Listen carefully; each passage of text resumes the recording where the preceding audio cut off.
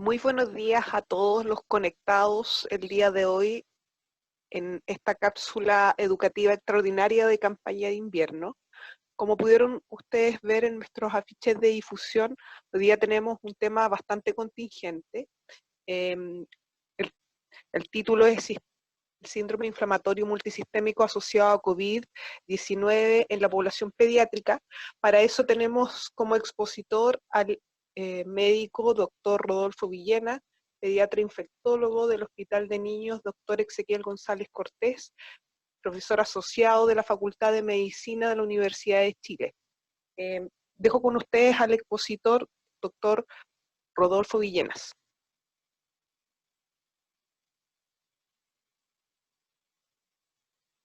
Hola, muy buenos días, muchas gracias por la invitación para participar. Vamos a comentar un poquito sobre este síndrome inflamatorio multisistémico asociado a COVID-19 y estos son mis conflictos de interés. En estricto rigor no tengo ningún conflicto con directos relacionados con estos cuadros de PIMS ni de COVID-19.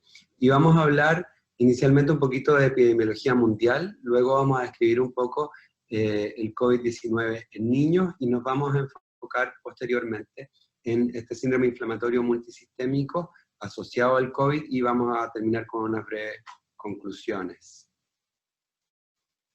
Para partir, es importante destacar de que esto recién llevamos alrededor de 6 meses desde que la OMS, desde que China reportó a la OMS esta aparición de neumonía, estas neumonias atípicas, severas, que se estaban viendo en la ciudad de Wuhan, en Hubei, desde el 7 de diciembre aproximadamente. Y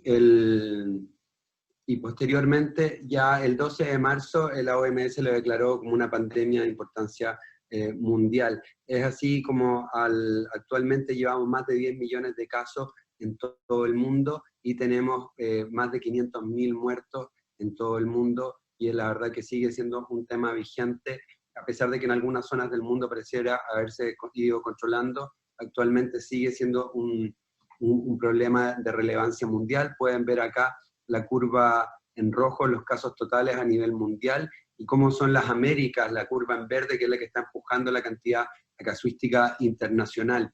En azul pueden ver Europa, que es uno de los primeros continentes golpeados luego que se reportaron los casos fuera de China, y ellos han ido disminuyendo la cantidad de casos. Sin embargo, se han ido estacionando en un nivel un poquito más alto de endemia a lo esperado, y se espera que durante julio puedan tratar de ir bajando la cantidad de casos. Una cosa de todas maneras es lo que reporta Europa, la zona más ligada a Francia, Alemania, España, Italia, y otra cosa distinta es Europa del Este, donde ellos están viviendo también un aumento de casos. El continente, la zona del sudeste asiático y el Mediterráneo Este, están subiendo la cantidad de casos, y hay que estar atento a eso porque eso pudiera desencadenar una nueva ola. La letalidad cruda a nivel mundial es de alrededor de un 5,4%, y los estudios de cero prevalencia todavía demuestran que hay una gran cantidad de población que está susceptible a poder enfermar por el SARS-CoV-2. Esto es la situación del Departamento de Salud Pública de la Universidad de Chile.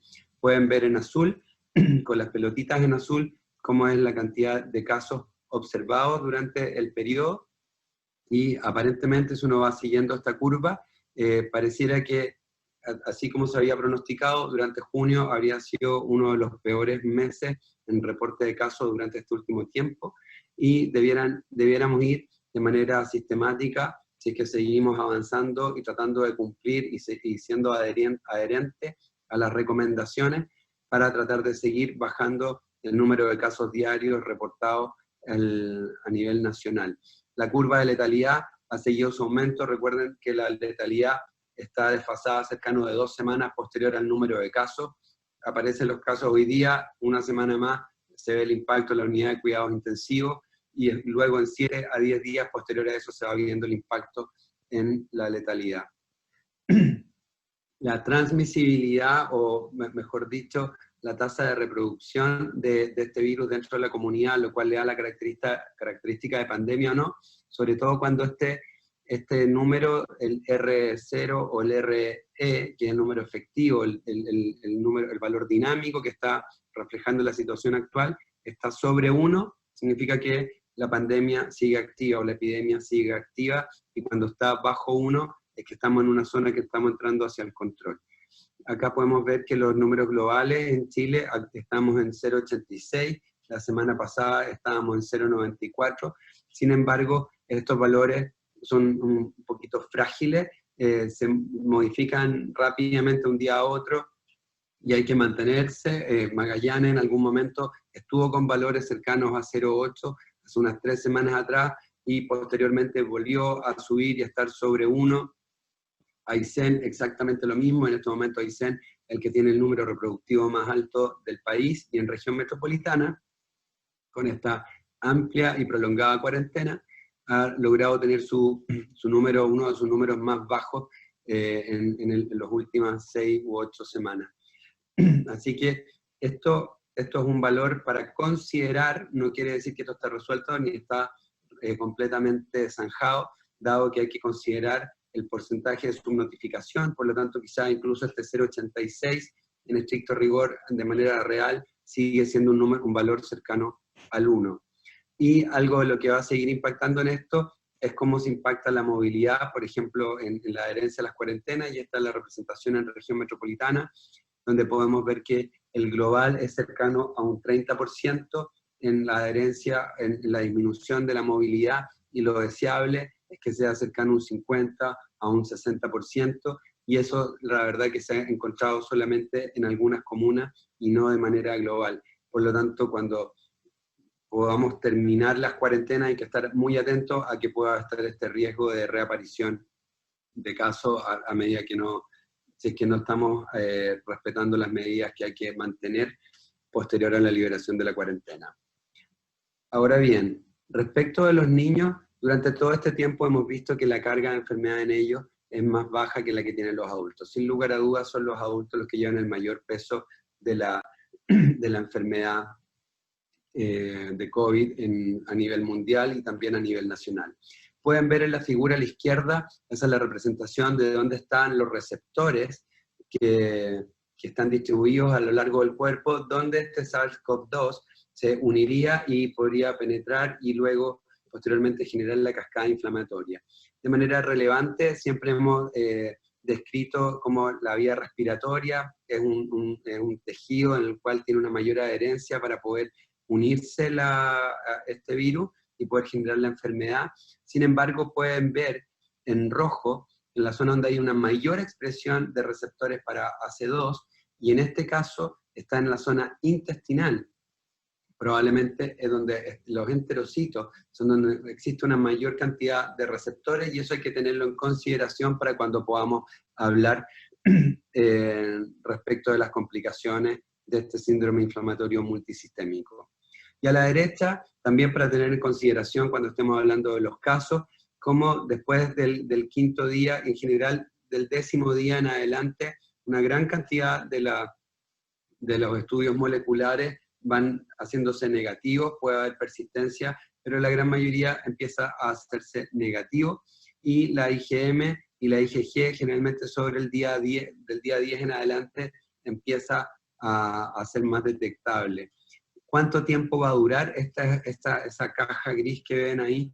Es algo de lo que desconocemos, si dura 1 año, 2 años, durará menos, va a depender del tipo de exposición que hubo previamente. Probablemente no va a ser lo mismo la persistencia e inmunidad, las personas que tienen un cuadro asintomático, uno leve, uno moderado y uno severo, y eso es parte de la información que estamos aprendiendo durante estos primeros 6 meses de pandemia. Este metaanálisis, que recoge una revisión sistemática de 7.780 pacientes pediátricos, que muestra en general cómo cerca del 75% de los niños tiene algún nexo epidemiológico con este virus, sobre todo que hay algún familiar acá, a diferencia de los otros virus respiratorios, donde veíamos que son los niños los que contagian a los adultos. Aparentemente acá es un poquito distinto el modelo, y son los adultos los que contagian a los niños. Y existe una especie de fase, primero se enferman los adultos y 1 o 2 semanas después empiezan a infectarse los niños. El tiempo de hospitalización en general en ellos es cercano a los 10, 11 días, y solamente un 3,3% requiere ingreso a unidad de cuidado intensivo. Respecto de las comorbilidades, pueden ver que cerca de un 35% de los pacientes presenta algún grado de comorbilidad. Cuando uno empieza a ver cuáles son los síntomas clínicos, pueden ver que de manera relevante cerca de un 20% de los niños que han sido confirmados con este diagnóstico tiene algún componente, no tienen ningún componente clínico, son absolutamente asintomáticos. Y cerca de un 10 a un 12% refieren dolor abdominal, vómitos dentro de sus manifestaciones. Dentro de las complicaciones pueden ver en general una muy baja tasa de letalidad, menos del 0,1%, una baja necesidad de ventilación mecánica, baja tasa de shock, y acá aparecen estos síndrome inflamatorio multisistémico con una tasa muy baja. El punto de corte cuando se hizo este estudio son los pacientes durante hasta abril, así que después vamos a ver por qué podrían haber tan poquitos casos de este síndrome multiinflamatorio. Y otra cosa que es relevante que quiero que miren acá y se fijen y a ver si pueden recordar un poquito someramente estos marcadores de inflamación en los niños con COVID, en el globo, en toda la infección por SARS-CoV-2 en niños. Las proteínas C reactivas son generalmente bajas, dímero D está elevado, pero con un valor que lo pueden ver ahí, 0,7 o 70. Pueden ver acá procalcitoninas de 0,25, que están un poco elevadas. Sin embargo, en valores que son medianamente elevados.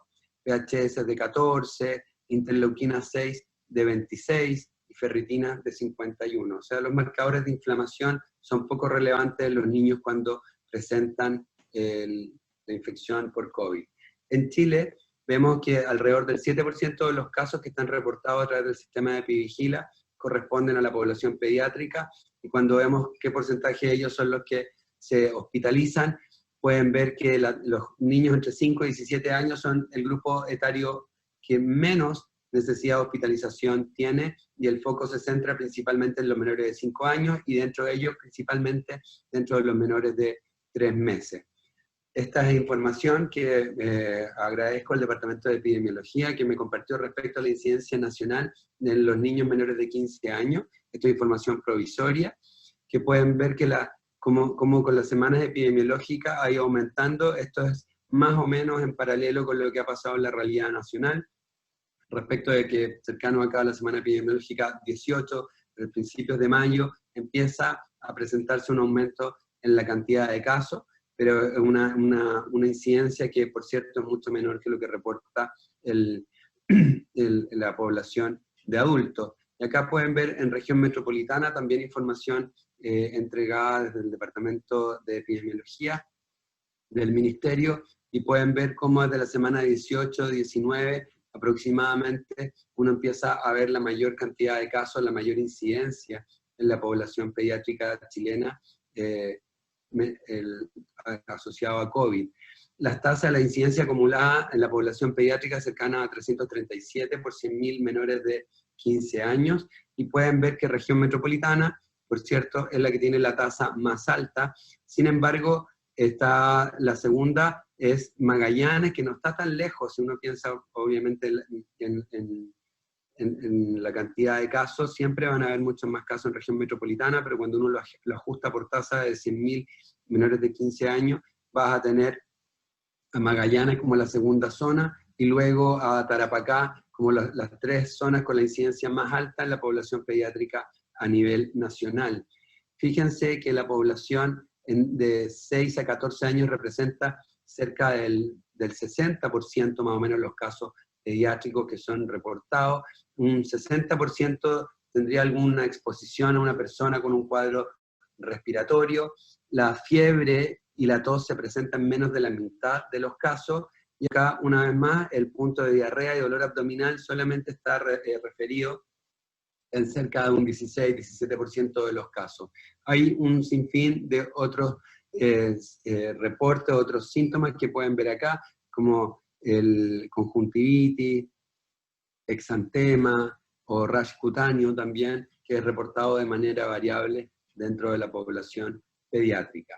Y según el reporte de la Sociedad Chilena de Pediatría con su rama de cuidados intensivos, acá pueden ver que en todo este periodo se han reportado 184 pacientes que han egresado de la unidad de cuidado intensivo. Actualmente otros 28 permanecen hospitalizados asociados a COVID, y en total 7 pacientes fallecidos durante este periodo.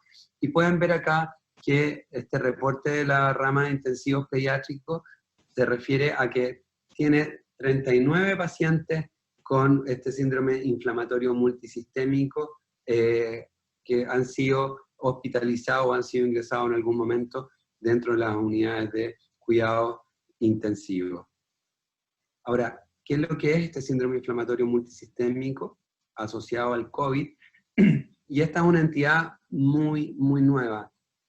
Sabemos que esta enfermedad empezó desde diciembre del año pasado en China, y no fue reportado cuando hubo extensión de estos casos al resto del continente asiático. Sin embargo, cuando empezaron los casos en febrero y en marzo en Europa, tampoco se vio, y ya hacia fines de abril la Sociedad Italiana de Pediatría da las primeras alertas respecto de la aparición de cuadros que semejan la enfermedad de Kawasaki, pero con evolución tórpida, con shock, con un síndrome que parece como un Kawasaki refractario, y en pacientes en un contexto etario distinto a lo habitual. Y en 5 días se suman otros países como Reino Unido, España, Francia, Bélgica, reportando lo mismo, y ya a principios de mayo, los primeros 15 días de mayo, tenemos 3 entidades relevantes, que el Royal College of Pediatricians de Londres, en Reino Unido, que ellos describen este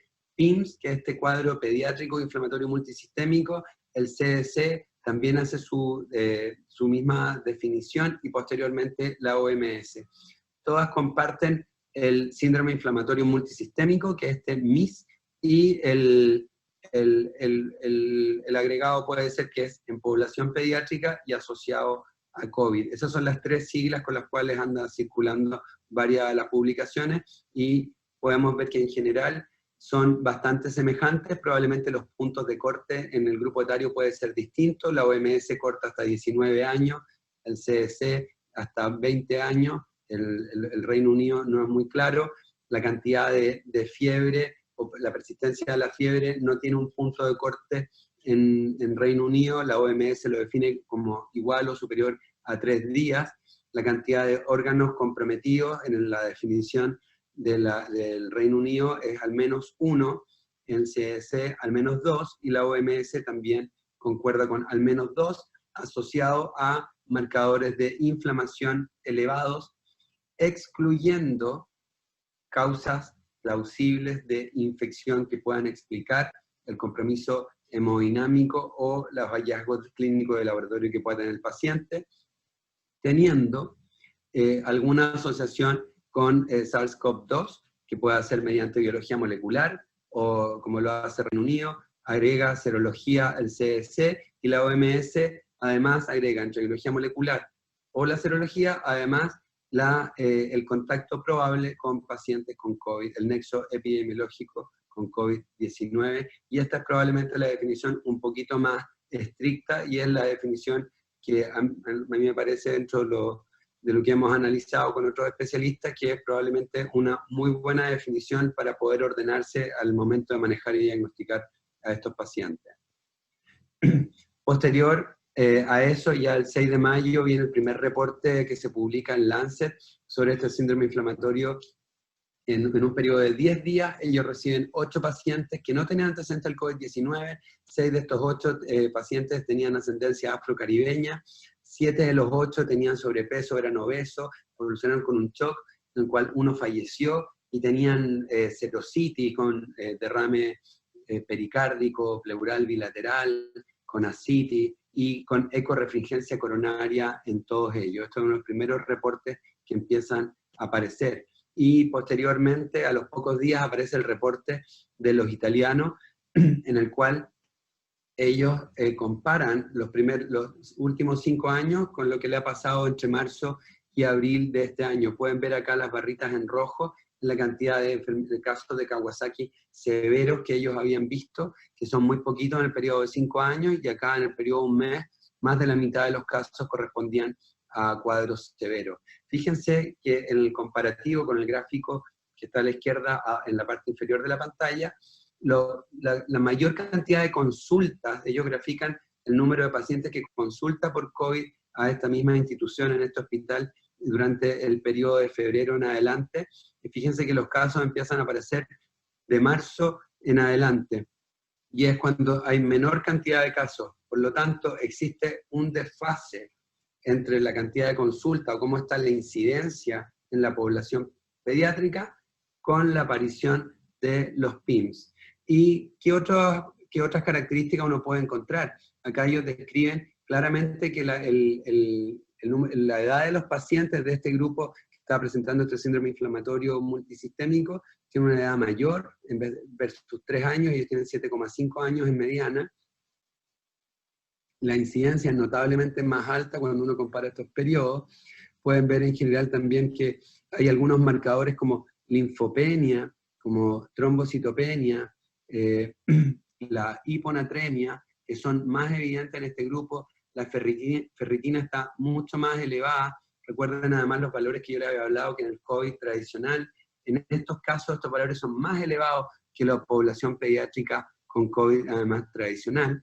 Y tienen también valores o hallazgos ecocardiográficos que son más frecuentemente se visualizan alteraciones, síndrome de activación macrofágica, un Kawasaki que evoluciona con shock de manera mucho más frecuente. Por lo tanto, claramente es un cuadro que puede compartir ciertas similitudes clínicas, pero tiene una repercusión inflamatoria y en un grupo etario que es distinto.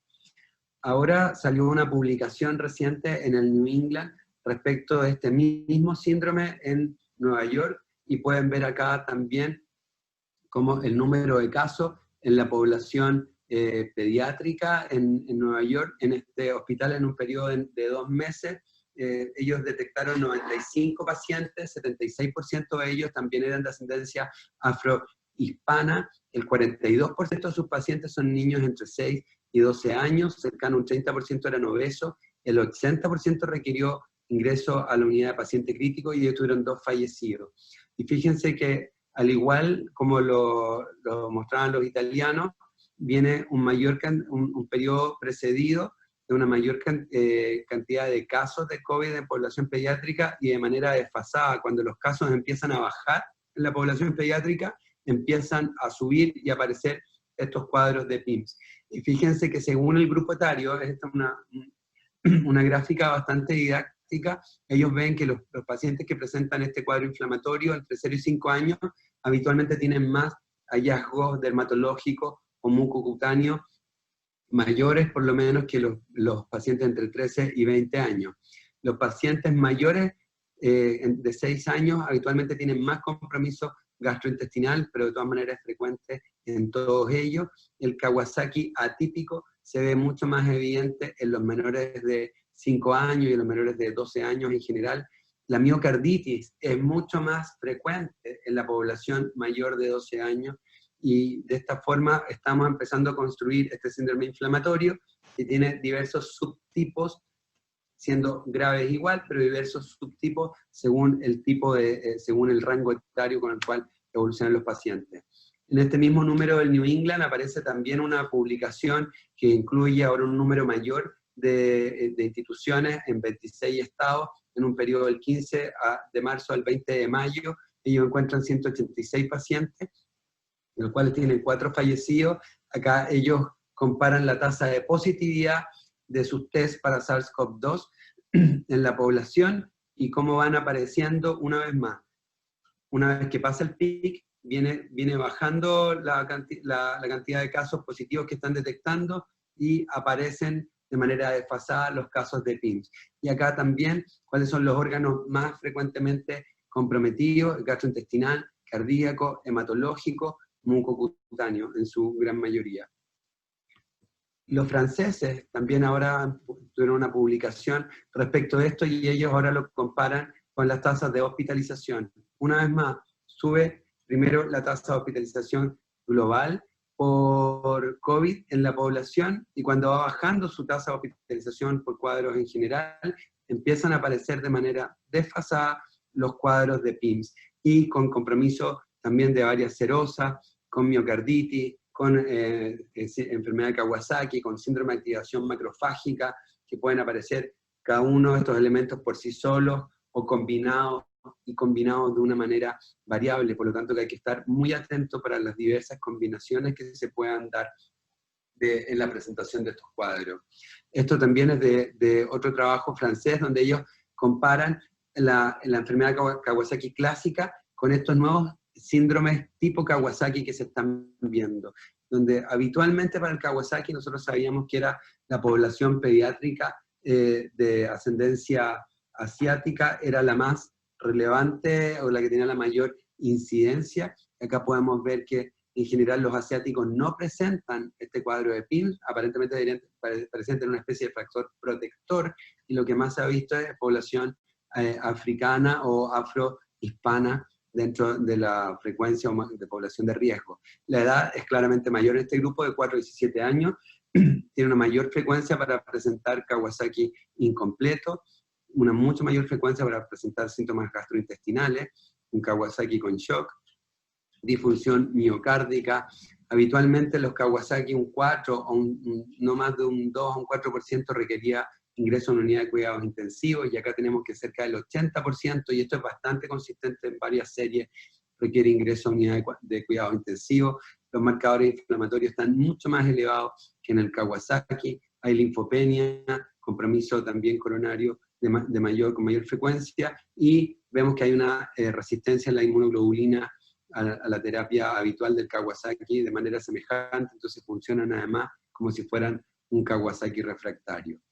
Y acá esto es más o menos lo mismo, esto es de un grupo de Estados Unidos, donde ellos, salió publicado en JAMA, ellos describen 58 niños con este síndrome inflamatorio multisistémico, y pueden ver cómo, por ejemplo, en la edad, comparan los niños con este síndrome inflamatorio versus Kawasaki, versus el Kawasaki con shock, y versus el shock tóxico, que es otra entidad que también es muy similar. Los niños más chiquititos parecen funcionar como un Kawasaki, y los mayores de 12 años parecen funcionar como un shock tóxico. Pero cuando uno los compara, en general la edad es mayor en este grupo, tienen un recuento de linfocitos más bajo, también tienen un recuento de hemoglobina y de plaquetas más bajas, las PCR suelen ser elevadas, pero también tienen mucho más elevada la ferritina, el dímero D, la troponina, y tienen una albúmina más baja que los pacientes que presentan estos otros cuadros. Por lo tanto, en general, acá hay antecedentes clínicos que uno se va apoyando de a poquitito con el laboratorio para tratar de ir haciendo la diferencia. Y otra diferencia que es muy relevante es que como este cuadro viene desfasado, en un alto porcentaje de los pacientes tienen PCR negativa. Por lo tanto, hay que ir a buscar e indagar un poco por el lado de la serología para poder hacer el diagnóstico. Y en este estudio, acá se compara, en verde están los periodos previos al 2020, antes de la pandemia, en rojo los pacientes con el PIMS, y en amarillo pacientes adultos que presentan un COVID agudo. Y acá pueden ver cómo está la cantidad de anticuerpos contra IgG, IgA o IgM en estos grupos, y luego en los siguientes paneles se va viendo cómo se distribuye cada uno. De manera relevante pueden ver que los pacientes adultos y los pacientes pediátricos ambos desarrollan IgG tipo 1 y tipo 3 contra el SARS-CoV-2, y en general Entonces se puede ver que ambos son capaces de montar una respuesta inmune. Sin embargo, cuando uno analiza la IgM, vemos que la población pediátrica que tiene PIMS, prácticamente todos tienen IgM negativa, lo cual habla un poquito también de la temporalidad. Los pacientes habitualmente tienen IgG e IgA contra la proteína S positiva, y principalmente el tipo IG1 e IG3, que son estos subtipos de inmunoglobulina que potencian la actividad del complemento. Por lo tanto, esto además refuerza que en estos pacientes que tengan PCR negativa, no descarta, sino que habla de la temporalidad, que se puede presentar desde 2 semanas en adelante, quizás 4 o 6 semanas después de la enfermedad, aunque hayan sido oligosintomáticos o incluso asintomáticos. Brevemente les quiero comentar la experiencia de nuestro hospital, y acá podemos ver también el porcentaje de positividad de los test para COVID que hemos ido haciendo en el tiempo, y cómo también desde la semana 18 empiezan a aumentar nuestros casos de hospitalización por COVID, y acá pueden ver la diferencia entre la barra gris y la barra roja en los pacientes con PIMS. Una vez que empieza a bajar la positividad de nuestros exámenes de los test de PCR, empezamos a ver menos casos. Sin embargo, empiezan acá a aparecer los casos de PIMS en nuestra población. Nosotros actualmente tenemos alrededor de 14 pacientes con este síndrome inflamatorio. Acá les muestro brevemente un vistazo a 6 pacientes que han sido ingresados a la unidad de paciente crítico, una mediana de edad cercana a 5 años, que van entre 10 meses y 12 años, la mayoría de ellos con manifestaciones parecidas a Kawasaki, con dolor abdominal o síntomas gastrointestinales en la mitad de ellos. En este grupo todos evolucionaron con requerimiento de drogas vasoactivas y ventilación mecánica invasora por shock, sin encontrarse ninguna causa infecciosa que pudiera demostrar este compromiso hemodinámico, que no sea la identificación a través de serología en la gran mayoría de los casos, y en algunos a través de PCR de este SARS-CoV-2. Linfopenia era relevante, así como la trombocitopenia. PCR es muy elevada, pero procalcitonina muy, muy elevada. Habitualmente encontramos procalcitonina cercano al orden de 1 o 2 cuando tenemos una infección bacteriana. Acá encontramos procalcitoninas del orden de 17, 18, 8, valores muy elevados, mucho más de lo habitual que uno encuentra cuando uno certifica la concurrencia de alguna bacteria. Dímeros D muy elevados también, muy elevados, mucho más de 1000 o 1500, cercanos a 20.000 en algunos casos, o 7.000 o 5.000. Y el ProBNP también muy elevado, y las interleuquinas 6 de manera muy variable, pero también muy elevada, más de 2.000 en algunos de nuestros pacientes. Ya 4 de estos pacientes presentaron algún grado de alteración coronaria, y todos en la ecocardiografía. Y el tratamiento que se hizo prácticamente en todo ello fue un tratamiento inmunomodulador combinado, que incluía inmunoglobulina 2 gramos por kilo, metilprednisolona, antibióticos, heparina bajo peso molecular y aspirina. Y también existen pacientes que tienen una manifestación un poco más leve, que no requieren llegar a cuidados intensivos, donde hemos visto niños con un poco menos de edad, una mediana de 4 años, un grupo muy chiquitito con solamente uno de ellos con síntomas tipo Kawasaki, donde predomina también el dolor abdominal, también hay identificación a través de PCR o serología, y los parámetros inflamatorios han sido menos evidentes, menos alterados que en la población que ingresó a cuidados intensivos. De la misma forma, los tratamientos también han sido distintos, y hemos tratado de orientarnos un poco más al uso de corticoides, más que a la concomitancia con gamma globulina. Esto ha sido un gran desafío en el cual nos hemos embarcado con los equipos de cuidados intensivos, los inmunólogos, cardiólogos, hematólogos,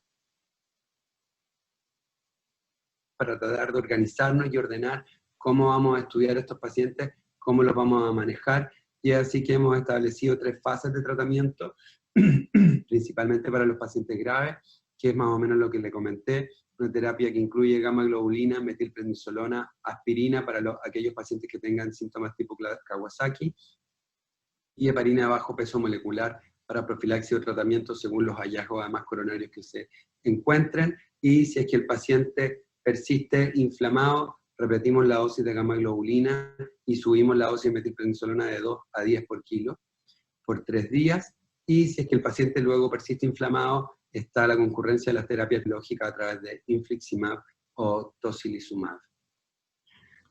Por lo tanto, a la fecha, hay más de 1000 casos de este PIMS en el mundo. En Chile sabemos por diversos reportes que todavía no han sido publicados, hay más de 50 casos en Chile, y el cuadro clínico es más o menos consistente. 2 a 4 semanas post-infección, sigue teniendo una incidencia notablemente más baja que el COVID en la población pediátrica. La incidencia global es cercana a 322 por 100.000 a nivel internacional, y esto sería cercano a 2 por 100.000. La identificación habitualmente va más de la mano de la serología, probablemente por la temporalidad, más que la PCR, un predominio en población afrohispánica, una letalidad variable que va de un 2 a un 4%, y con un patrón inflamatorio que es distinto a la neumonía del adulto durante la segunda semana. Por lo tanto, es fundamental tener sospecha clínica. Y es así como hemos tratado de ordenarnos en 3 etapas de este COVID. El COVID agudo, los primeros 7 días, que habitualmente no tiene repercusión sistémica, que habitualmente se maneja ambulatorio, que puede tener una PCR positiva y su tratamiento es meramente sintomático. Entre el día 7 al día 14, algunos de estos cuadros se puede presentar con un compromiso inflamatorio, con parámetros que se elevan un poquitito más, que pueden tener serología o PCR positiva, y que podrían requerir hospitalización, y en eso, si es que el cuadro pulmonar es el predominante, hoy en día el uso de dexametasona es probablemente lo que tiene mayor sostén respecto a información para poder disminuir la gravedad del cuadro. Y distinto es este cuadro de inflamatorio multisistémico con o sin criterios de Kawasaki, que se presenta más tardíamente, desfasado de la incidencia mayor de los casos de pediatría, con parámetros inflamatorios mucho más elevados que en el COVID habitual, con mayor compromiso multisistémico, donde habitualmente la PCR está negativa y es la serología la que está positiva, donde el 80% de los casos requiere ingreso a unidad de paciente crítico, y la terapia habitualmente es inmunomoduladora, más antibióticos profilácticos hasta poder descartar la concurrencia de una bacteria.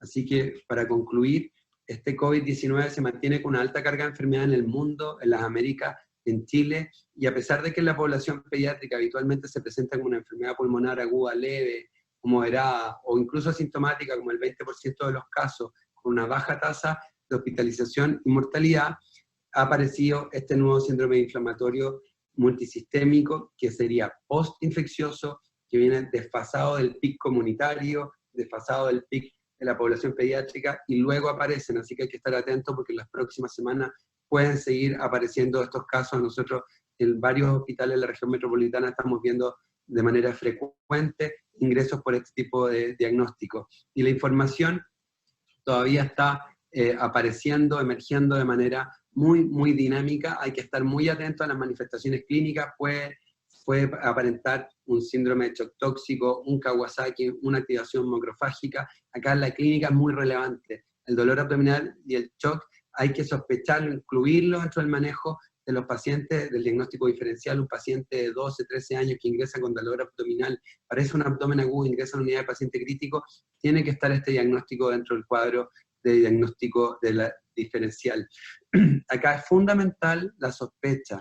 El laboratorio va a ayudar, va a ser apoyo, pero la forma de hacer el diagnóstico es principalmente a través de la sospecha, el manejo clínico, y poder ver la necesidad de iniciar terapia inmunomoduladora y seguir trabajando con diversos equipos para tratar de dar un manejo en el agudo, pero no solo en el agudo, sino que también en el seguimiento a posterioridad, y definir bien cuáles son las terapias y la forma como nos vamos a aproximar a las manifestaciones que son más leves.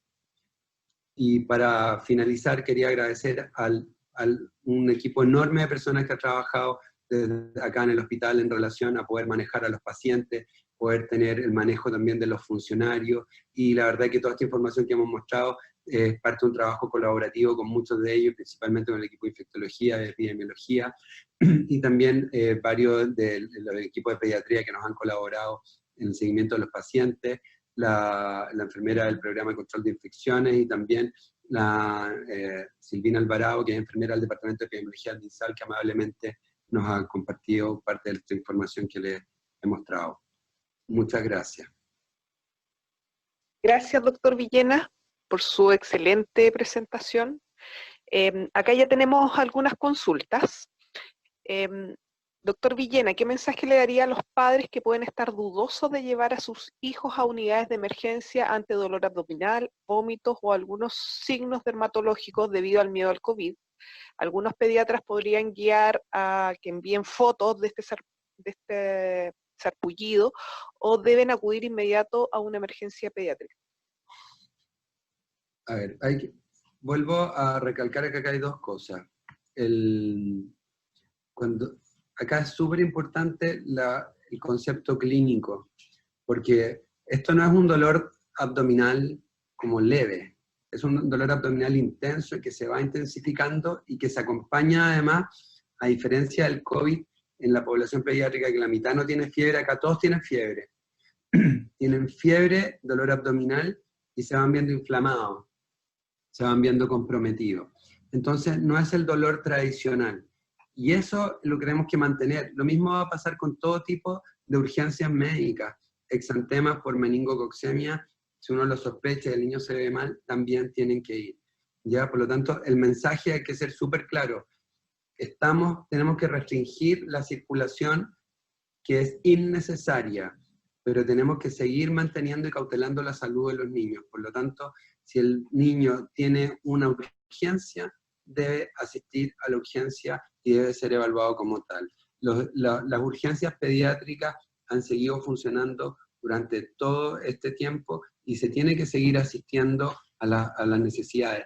También van a haber apendicitis, y hemos tenido pacientes que han tenido apendicitis y no era COVID, y hay otros que han padecido una apendicitis y finalmente era un PIMS y no era una resolución quirúrgica. Por lo tanto, hay que mantener el alerta respecto de que las urgencias en general tienen que seguir siendo atendidas. Esto no es que tengo un vómito y tengo PIMS, tengo dolor de guata y tengo PIMS. No, esto es un cuadro. Fiebre, dolor abdominal intenso, diarrea, vómitos, compromiso general, tiene que consultar para poder evaluarse de manera adecuada. Gracias, doctor. Otra pregunta. ¿Hay algún tipo de seguimiento específico a los pacientes que tuvieron este diagnóstico posterior, ya sea un aislamiento de 14 días o algún monitoreo especial? Mira, en general, acá hay dos cosas. Esto es algo que está ocurriendo, está avanzando. Nosotros, por cierto, que estamos trabajando en eso, se está trabajando a nivel global e internacional. Hay diversos estudios que están tratando de generar luces. Esto es un cuadro que, si el SARS es nuevo de hace 6 meses, esto es nuevo hace 2 meses. Entonces, nadie tiene la palabra final, pero hemos ocupado bastante lo que se hace y que está estandarizado para los seguimientos de la enfermedad de Kawasaki. Entonces, en general, uno se acopla más o menos a eso, y por cierto que en algunos centros, como el nuestro, probablemente estamos haciendo más evaluaciones, más exámenes de lo que habitualmente hacemos en Kawasaki, para tratar de ir definiendo de mejor forma y tener prontamente un poco más de luces al respecto. Acá lo más importante es hacer diagnóstico, y el diagnóstico es clínico. Y eso es muy importante. Lo más relevante, hay una dispersión respecto de tratamiento dentro de varios centros de la región metropolitana. Algunos podemos tener pequeñas divergencias, a nivel internacional también, pero lo más importante es que lo tienes que sospechar.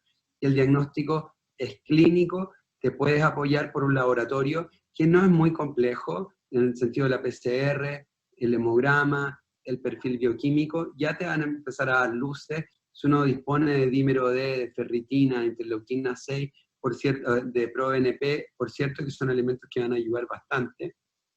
Sin embargo, no hay que esperar los resultados de eso para tomar decisiones clínicas.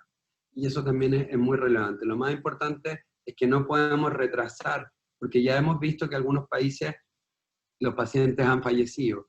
Nosotros hasta ahora en Chile, que sepamos, no tenemos ningún caso fallecido reportado por este síndrome. Por lo tanto, hay que estar atentos, y eso ha sido gracias a que hemos estado más o menos atentos a las alertas que han aparecido.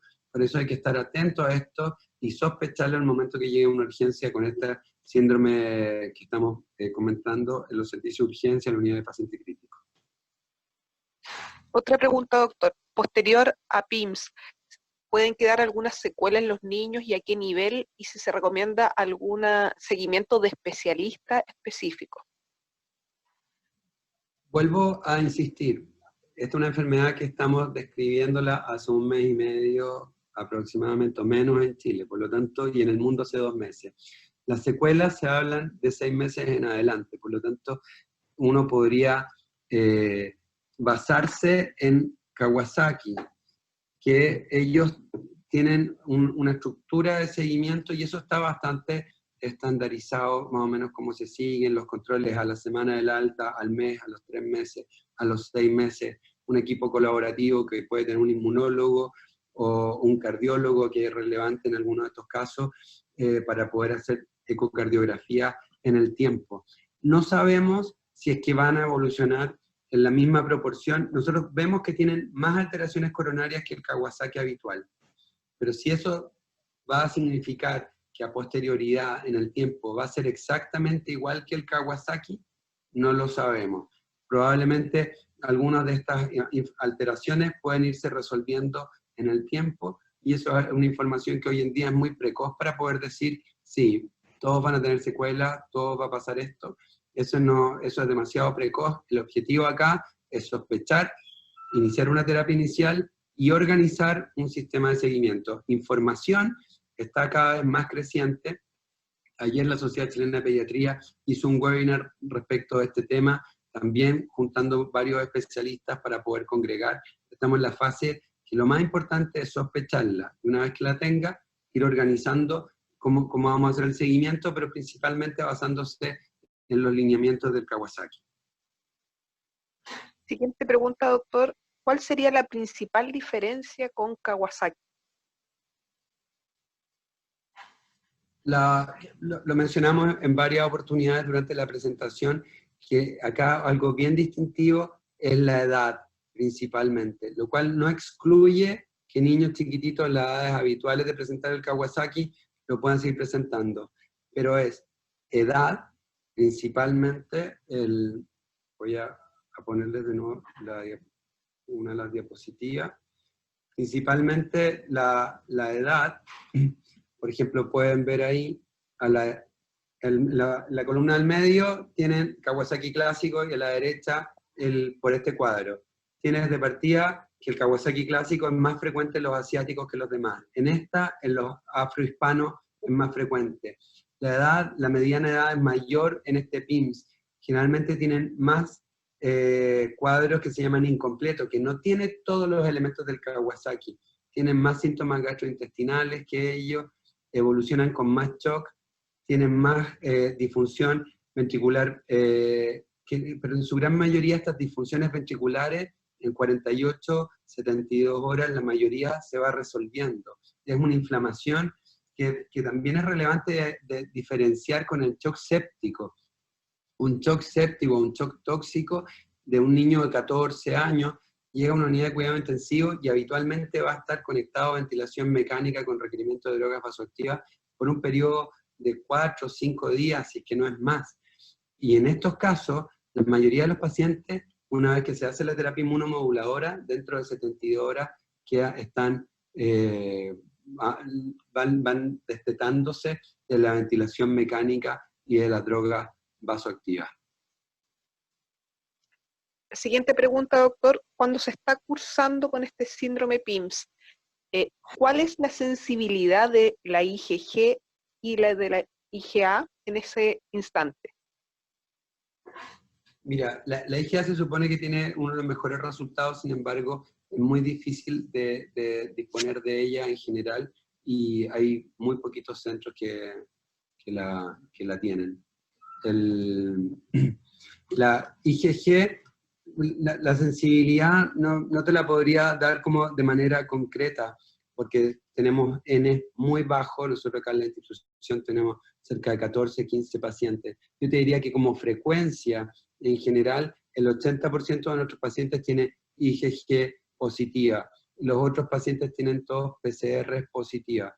Entonces eso probablemente pueda ir de la mano de cierta temporalidad en la cual todavía no tenemos muy claro, porque cercano a un 60% de los pacientes que nosotros hemos visto, por ejemplo, en el hospital, no tenía antecedentes de haber cursado con un COVID.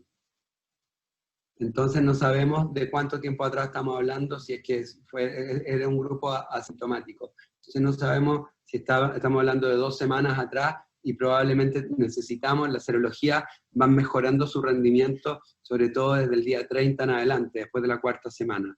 Por lo tanto, ahí va mejorando. En general, aunque nadie habla de sensibilidad todavía global para esto porque es muy incipiente, pero la frecuencia es mayor de IgG positiva. Luego, IgM negativa, casi todos los casos tienen IgM negativa, y PCR positiva en cerca de un 20% de los casos. Otra pregunta, los niños que están cursando con este síndrome, ¿todavía contagian con el virus SARS-CoV-2? Lo más seguro es que no, porque como dijimos es postinfeccioso, es tardío.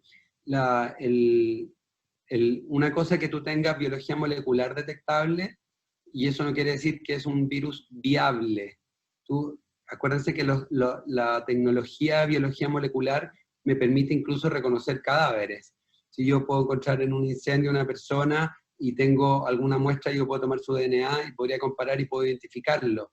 El que diga que esa persona no quiere decir que la persona está viva. ¿Ok?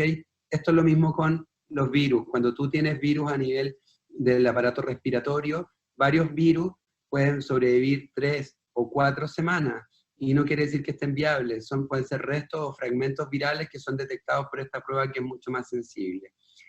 Eso es por un lado, por lo tanto, la persistencia PCR no habla de contagiosidad. La aparición de serología te habla de temporalidad. Y en general la temporalidad es cercana desde el día 10 en adelante, sobre todo el día 14 en adelante, que aparecen las IgG. La contagiosidad del virus habitualmente es los primeros 10 días de manera más potente, y como extremo se le da hasta el día 14, pero la mayoría de estos casos son diagnosticados a posterioridad. Es un cuadro post-infeccioso, donde acá el entramado que genera todo esto no es un daño citotóxico directo, sino que es la cascada inflamatoria que se genera a posterioridad, por lo tanto en general no son infectantes. La siguiente pregunta, me parece que es la última. En estas cápsulas educativas se conectan muchos profesionales y equipos clínicos de la APS. ¿Hay alguna recomendación especial para este grupo de profesionales en relación a los signos de alarma, pesquisa, derivación rápida en el caso de sospechar de este síndrome? Sí, por supuesto. Este es un llamado a todos los equipos de salud. Estamos en un momento en el cual la incidencia está decayendo en la población general, va a empezar a decaer probablemente en la próxima semana, va a empezar a decaer la incidencia en la población pediátrica. Entonces hay que estar alerta, porque como les mostré, en los momentos de más baja consulta por COVID, más baja tasa de hospitalización por COVID, empiezan a aumentar los casos por PIMS. Por lo tanto, hay que estar alerta para poder diagnosticarlo. En los servicios de urgencia o en cualquier lugar donde se puedan atender niños, si llega un niño con dolor abdominal intenso, si puede tener exantema o no, con fiebre, un cuadro de súbita presentación, tiene que ser derivado a un servicio de urgencia y tiene que sospecharse y tratar de buscar el nexo epidemiológico con el COVID y ser parte del diagnóstico diferencial para poder implementar las medidas a tiempo. Pero también hay que estar, quizás lo que estamos viendo hoy en día, insisto, llevamos 2 meses recién de esto, es la punta del iceberg, los cuadros más severos, pero probablemente debajo de la línea de flotación del iceberg hay muchos más cuadros que vamos a empezar a diagnosticar. Quizás cuando esté consultando en atención primaria un niño con dolor abdominal, exantema, fiebre por 3 días, empezar a pensar si es que puede hacer una manifestación a través de este COVID. Varios de estos cuadros nosotros hemos tenido pacientes más leves y que incluso los cuadros han cedido de manera espontánea, sin necesidad de terapia inmunomoduladora. Por lo tanto, lo más importante es que estar alerta. No todos los signos ni síntomas se manifiestan al mismo momento. Es igual que la enfermedad de Kawasaki. Se pueden ir manifestando de manera progresiva, pero a diferencia del Kawasaki, acá varios son incompletos, lo cual quiere decir que tú puedes tener menos de 5 días de fiebre, habitualmente 3 días de fiebre, y ya vas a tener ojo rojo, alteración de mucosa, edema de las manos y exantema. Esos son probablemente los primeros que estamos viendo. Y en vez de adenopatías cervicales, ojo, porque a veces tenemos, acuérdense que como les mostré, hay muchos receptores en el intestino, entonces hacen adenopatías mesentéricas, y eso también podría explicar parte de la inflamación intestinal, y cuando le dan ecografía a los pacientes aparecen las adenopatías mesentéricas. Entonces estar atento a esta aparición de Kawasaki es incompleto, esta aparición de shock tóxico que finalmente no se logra demostrar una bacteria, o estos cuadros sépticos abdominales agudos que finalmente no son quirúrgicos y son de resorte médico y son cuadros post-infecciosos inflamatorios. Muchas gracias, doctor Villena. Ahí están todas las consultas aclaradas. Agradecer nuevamente su presentación excelente y agradecer también a todos los que participaron en este chat y recordar que todas estas cápsulas educativas quedan grabadas en el canal YouTube de Hospital Digital. Muchas gracias a todos. Muchas gracias a todos.